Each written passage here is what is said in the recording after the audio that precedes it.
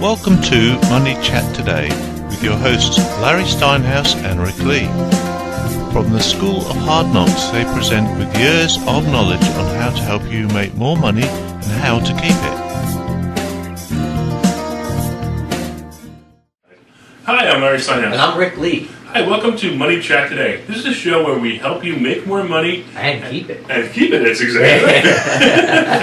So, we're talking about making money, and I have to tell you, there's a number that rolls around in my head constantly at the end of every month, which is 9.7%. You know what that number is, Rick? That's the unemployment rate right now, Larry, in America. It's pretty bad. And what we want to do is we want to dedicate this episode to try to help people who are really want to find another job, to help them get another job. That's really what we want to talk about today. So what have you seen out there, Rick? Well, Larry, I have a lot of experience, and what I'd like to do is I would like to really encourage our audience today. I'd like to see if, first of all, if I could separate the reality from the hype, because there's a lot of negative publicity out there. First of all, the statistics are real, Larry. The pain is real. Mm-hmm. People are laid off from really good jobs with benefits, and those are a lot of jobs, the globalization, a lot of jobs have been going overseas, specifically manufacturing jobs. A lot of economists are saying that the reason we have high unemployment is because so many manufacturing jobs have fled the U.S. to lower wage countries like China and India, and there's a good chance that those jobs will never return, and they've been replaced by service jobs. We've been called now the service economy, and those jobs had been touted for a while. A lot of experts were saying, well, it doesn't matter if manufacturing jobs are going overseas because they're being replaced by service jobs. Right. But now people are realizing, these same economists are realizing that the service economy is unsustainable without the manufacturing to base it up. So we do have a real bona fide dilemma. Of that, there's no doubt. The flip side, Larry, that I really want to encourage our audience, particularly those who are out of work and are looking for a job right now as we speak, that there are jobs out there, and to stay positive and keep punching. Those are the things I really want. That's the framework I'd like to put around this particular episode. No, I've said this in a couple of interviews. People have interviewed me for my book and some of the things I've been doing, and what they talk about is they say that 1 out of 5. There are one job for every 5 people who are unemployed, and I constantly say the same thing. I say, look, you have a choice. You could be the 4 or you could be the 1, and what we really want to do in this episode is we want to talk about how you can be the 1. You can get the job that the other 4 people aren't getting. And, I understand that, the other 4 people will still be out of work, but we want you to get a job. We want to teach you how to get a job. We want to teach you some great strategies that will get you a job as you start to use these strategies. So, some of the things that we want to talk about is, first of all, you got to understand you're unemployed. It's terrible. You got laid off, your factory was closed, your management position was downsized. I understand. I mean, look, we're all going through it. I know. If you've read my book, there was a story where I was let go from my job a few years ago, and I'm telling you, there is not a worse feeling in your life than when you come home and you have to tell your wife or tell your children that you no longer have a job, and whatever it was that you were going to do next week, you can't do anymore. I get it. Please, I'm sympathetic. I just want you to understand that there are steps that you can do next. Okay, you got to lick your wounds. You got to move on, and you got to say, okay, look, tomorrow I'm going to start making money. And one of the things you must understand is you have to make money in this world. You may not be able to get that $100,000 management job anymore. So what you're going to do is you're going to take a step down. You may have to take a step down to $40,000 or $50,000 or $60,000. Yeah, I get it. You won't be able to pay your bills like you used to. Just stop saying that and start readjusting. Because, your choices are unemployment, which I think New Jersey, now we're not in New Jersey here, but in New Jersey I think is the highest state, which is $600 a week, which is pretty good, but most states are less than that. So, yes, $50,000 is a lot more than unemployment is going to pay you anywhere. I realize it's still less than some of you were making. I don't care. Move on, get the job, and I use the expression a lot when I talk to business people when I coach them about feeding the baby. And it's not feeding the baby like a brand new baby, but feeding the baby with business owners is you have to keep your job your current job until your business is making enough money that you can quit your other job. And it's the same thing with this. You're going to take that $50,000 job and you're going to keep looking. No, don't go to your employer every day and say, I'm only keeping this job until I find another job. No, go there and do what you need to do. Make your money, be the best employee that you can, but remember to keep everything out there, keep looking for another job, and when something opens up, something's going to open up and you're going to be able to find it. Now at the same time, if you're doing a good job at this other job, yeah, maybe you came in 3 or 4 levels down, you may actually get back to a management level eventually because you had worked so hard in that job, and all of a sudden you're there. So you have 2 things working for you. One is you have the possibility of this job that you took becoming a really good job, or you have the possibility of finding another job. When you're on unemployment insurance, and I'm really not a big fan of unemployment insurance. So let me explain what that, because that sounds insensitive again.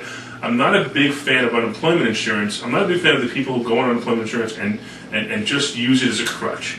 What happens is you really are going to start to ruin your life by doing this. Not necessarily because you're not getting any money. Obviously you're getting some money. But what happens is you start to get out of the habit of looking for a job. It becomes such a crutch that every day goes by, you get a little more depressed, you get a little less valuable to another employer. I mean, what are you going to do? You're going to go in front of an employer, and there's 2 people looking for the job. Remember, 1 out of 5. 1 out of 5. You want to be the 1, or do you want to be the 4? Yeah, I want to be the 1. So if you want to be the 1, and you're going up against another guy who has not been on unemployment, who has worked maybe in another smaller time job, but moved on, and you're identical. You're absolutely identical in skill set. Well, look, honestly, the other employer is going to say, hey, look, this guy's a go-getter. He went out and got a job. You were on unemployment for 9 months. I'm going to pick the other guy, even though you guys are the same skill set.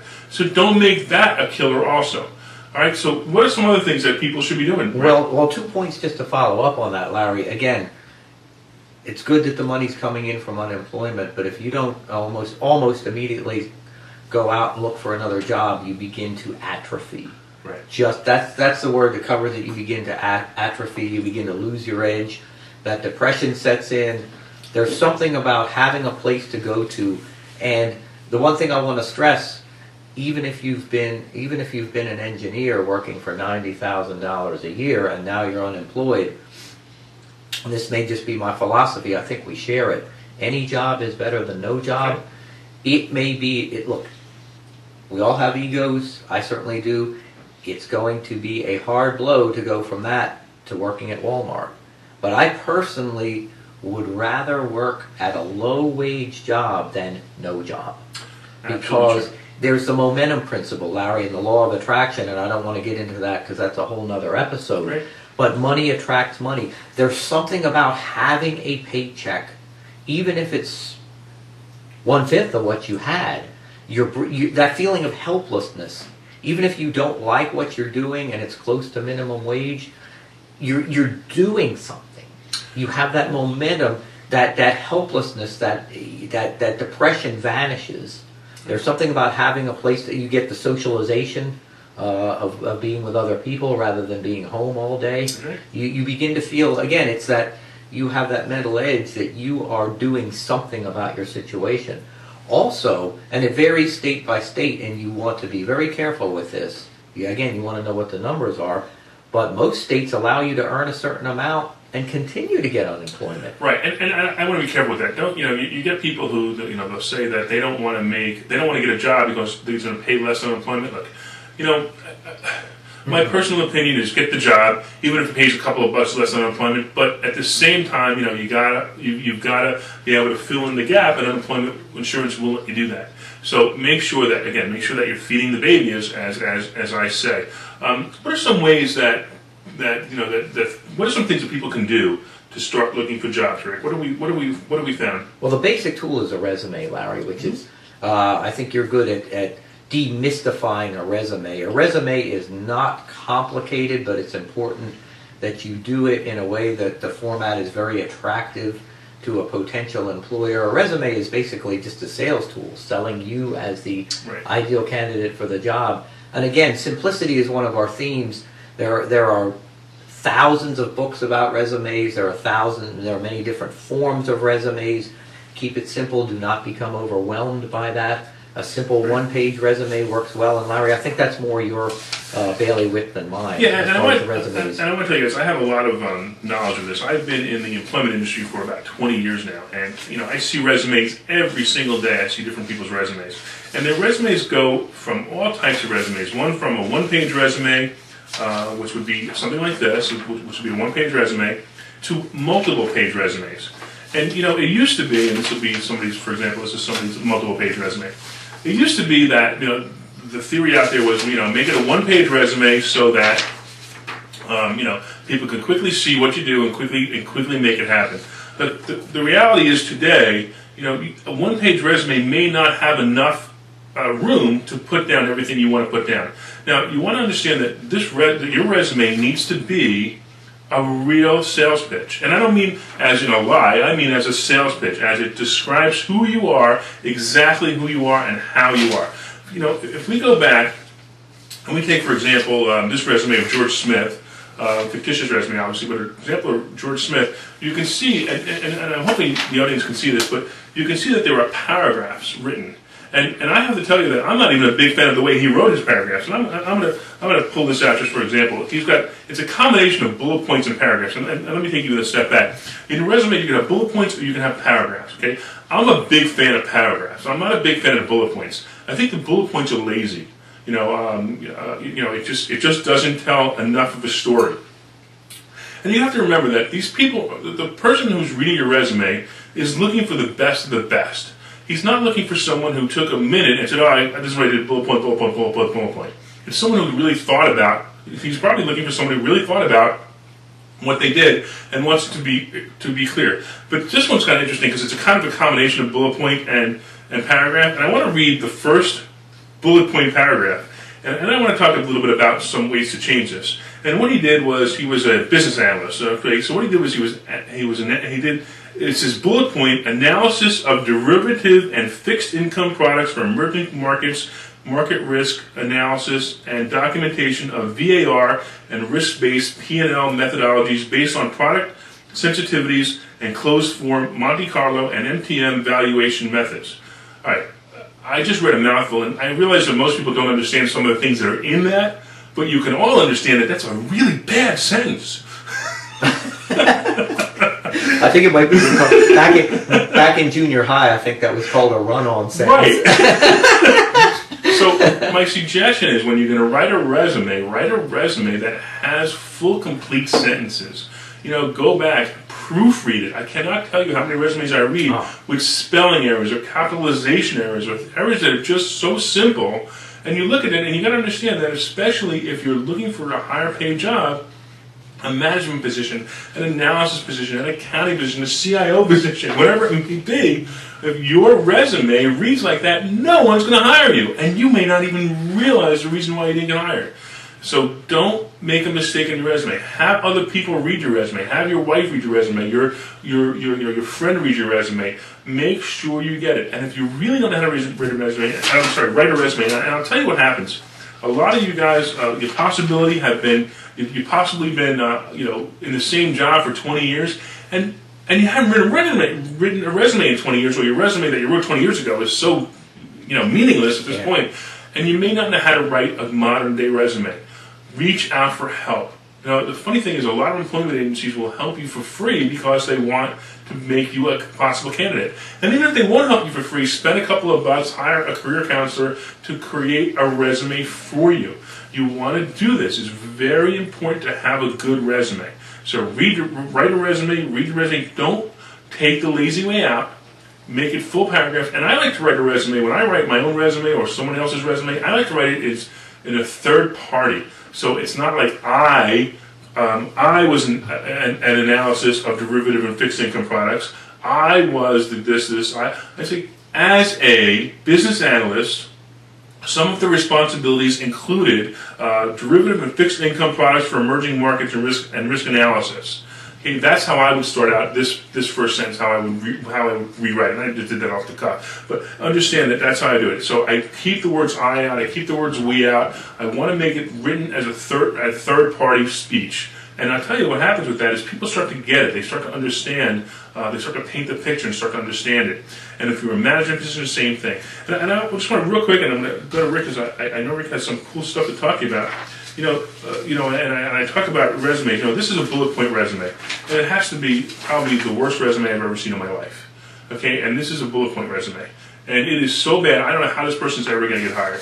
At least the other person had some chance of getting hired.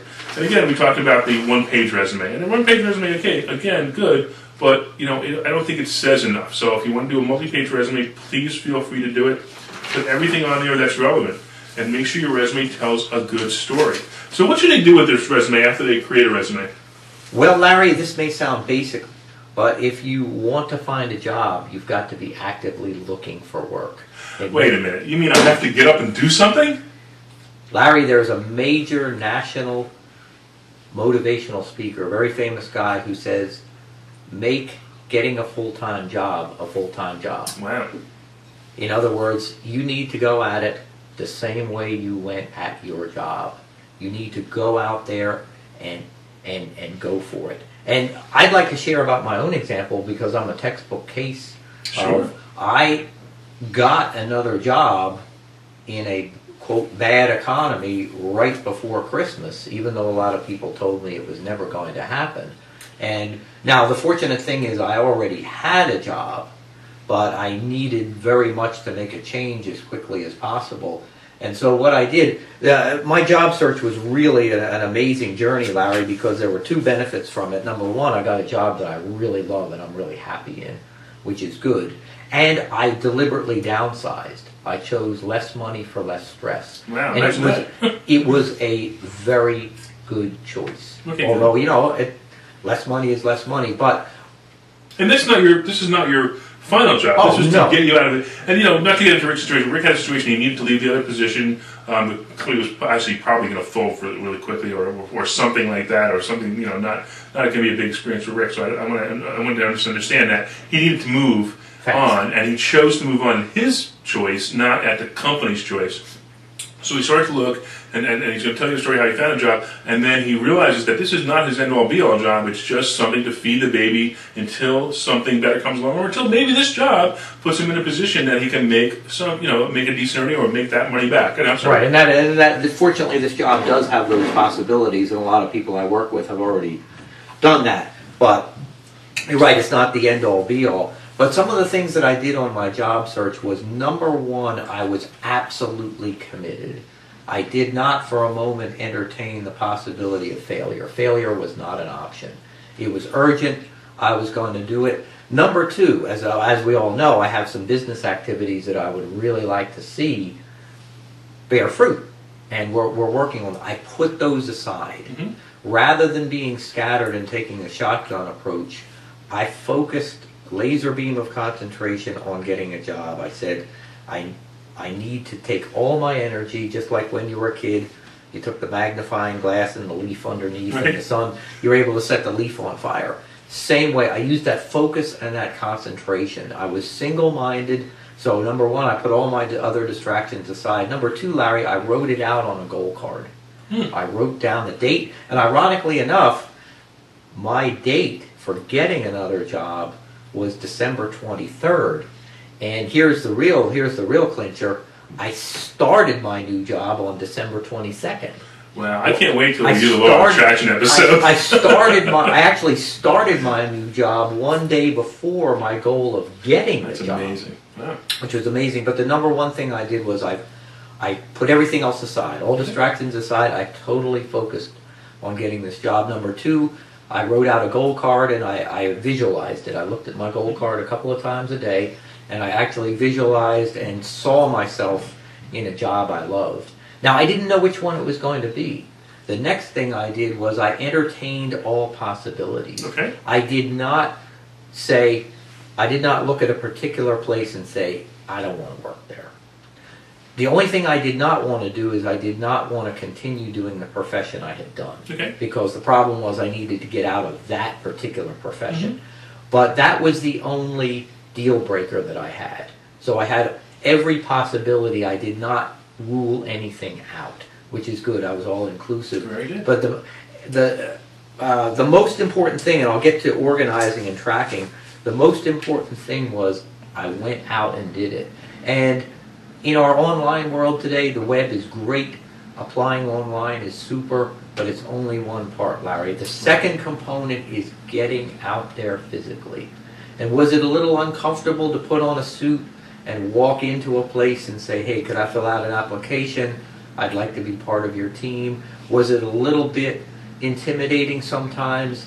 Did I feel a little humbled that here I was at my age going into a fast food place and saying, hey, do you have any management positions? Yeah, it was uncomfortable, but how uncomfortable is unemployment? That's right. I mean, I had to break through my comfort zone. And I can remember a particular Wednesday where I was feeling a little uncomfortable. Man, I really don't want to do this. Boy, this is humbling. Why am I doing, just all the self-talk, the negative self-talk. I put on my suit. I got in my car. I drove out to a particular fast food restaurant. I said, hey, here's my resume. Here's my application. They said, we'll get back to you, and that's fine. And then I went to the mall. Now, it's around Christmas time.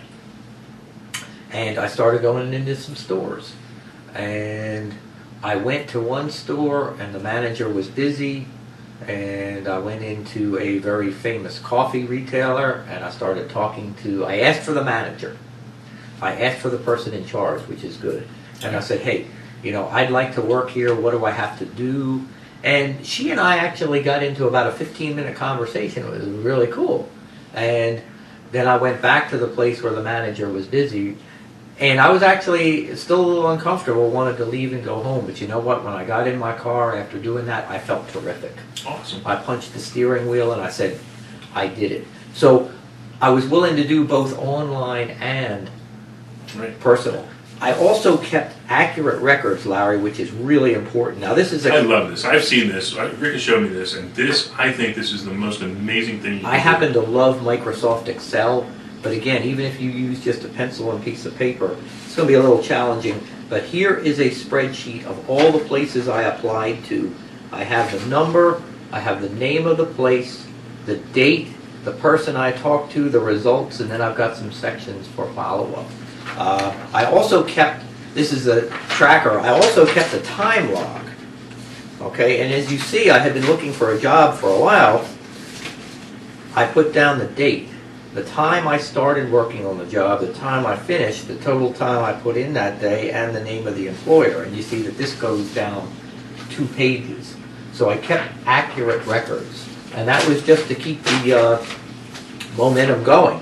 And I also networked, Larry. I told people that I was looking for another job.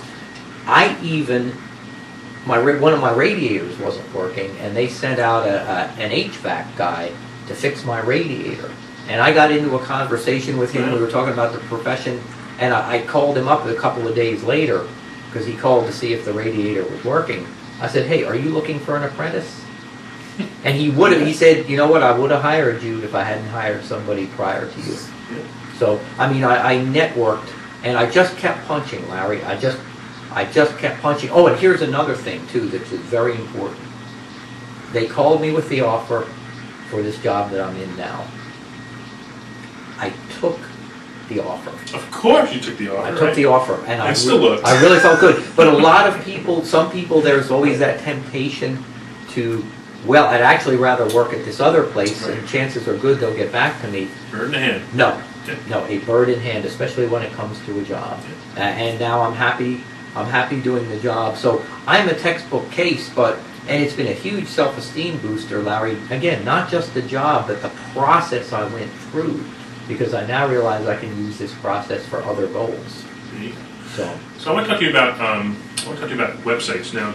Now, there are many websites out there. There's Monster.com, there's Dice.com, there's CareerBuilder.com, there's the local websites, there's Philly Jobs if you're in the Philly area, and each state has another one. Matter of fact, I did a search, I was really curious. I just typed in unemployment sites or jobs, I think it was job sites or job websites, and here with 18 million job websites.